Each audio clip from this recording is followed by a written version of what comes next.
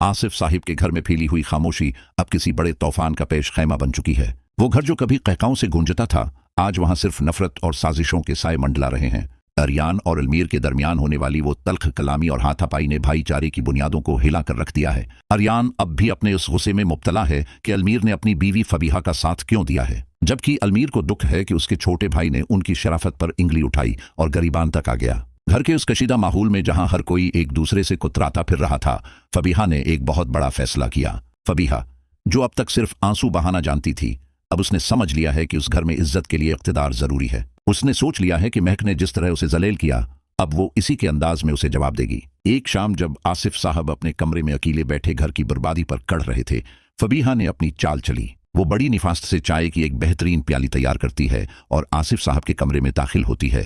उसके चेहरे पर एक ऐसी हमदर्दी और आजिज़ी थी जो किसी को भी आसानी से धोखा दे सके।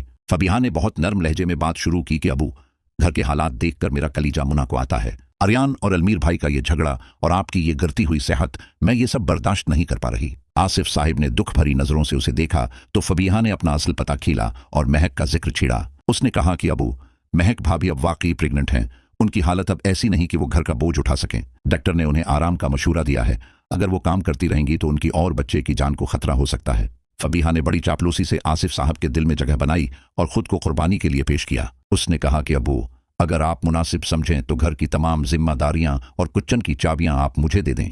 मैं वादा करती हूं कि महक भाभी को एक तनका भी नहीं उठाना पड़ेगा और घर का निजाम भी ठीक हो जाएगा। आसिफ साहब को फबीहा की ये बात किसी फरिश्ते की पुकार लगी और वो उसकी हमदर्दी से बहुत मुतासिर हुए। उन्होंने बना सोचे समझे अलमारी से चाबियां निकालें और फबीहा के हवाले कर दें, ये समझे बगैर कि ये इंतकाम का आगाज है। जैसे ही चाबियां फबीहा के हाथ में आए, इसके लहजे और आंखों की चमक बिल्कुल बदल गई। अब फबीहा ने तय कर लिया था कि वो महक से उसकी हर ज्यादती का हिसाब चन चन कर बराबर करेगी। फबीहा के पास अब 2 मासूम बच्चों की जिम्मेदारी भी थी, उसका अपना बेटा और वो नन्हा भाई जिसे माँ उसके स्पर्द कर गई थी। इन 2 बच्चों को संभालने के साथ साथ अब फबीहा ने पूरे घर का चार्ज संभाल कर महक को साइड लाइन कर दिया। अगली सुबह जब महक देर से सोकर उठी और किचन में आकर अपनी पसंद के नाश्ते और जौस की फरमाइश की तो उसे झटका लगा।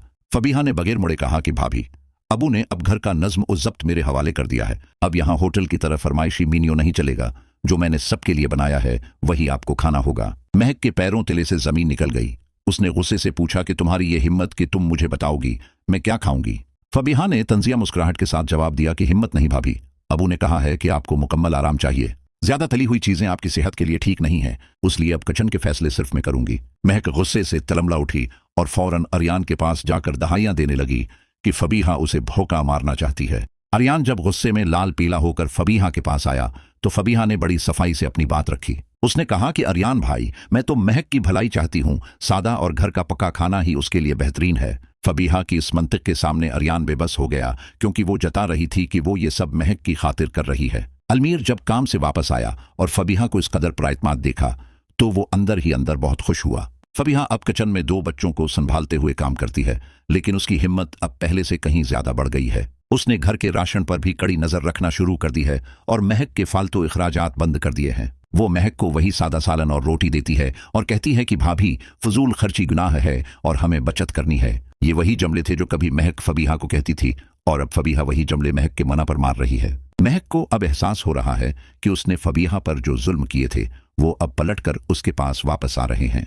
वो अपने कमरे में बंद रहकर करती रहती है, लेकिन आसिफ साहब के सामने कुछ बोल नहीं पाती। आसिफ साहब फबीहा की खदमत और चापलूसी के असीर हो चुके हैं और उसे ही घर की वाहिद मुखलिस बहू मानते हैं। रात के अंधेरे में अरियान और अलमीर का जब सामना होता है तो दोनों की नजरों में एक दूसरे के लिए बेगांगी होती है। फबीहा का अगला कदम अब महक को किचन में लाकर उससे काम करवाना है, जिसका उसने पूरा प्लान बना लिया है। वो आसिफ साहब से कहेगी कि अबू, डॉक्टर के मुताबिक हामिला औरत को थोड़ा काम करना चाहिए ताकि वो एक्टिव रहे।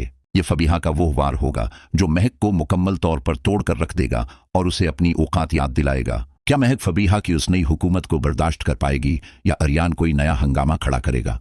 क्या फबीहा का यह बदला पूरे घर को तबाह कर देगा या महक को इसके किए की सजा मिलकर रहेगी? ड्रामा मेरी बहुएं अब एक ऐसी जंग में तब्दील हो चुका है जहां फबीहा ने चाबियां छीनकर सबको हैरान कर दिया है। देखना यह है कि महक उस सूरत-हाल से कैसे निकलती है और फबीहा का अगला वार क्या होता है। सच और झूठ की इस लड़ाई में अब फबीहा ने साबित कर दिया है कि वो खामोश रहकर जुल्म सहने वाली लड़की नहीं रही। देखिए ड्रामा मेरी बहुएं की अगली धमाकेदार किस्त।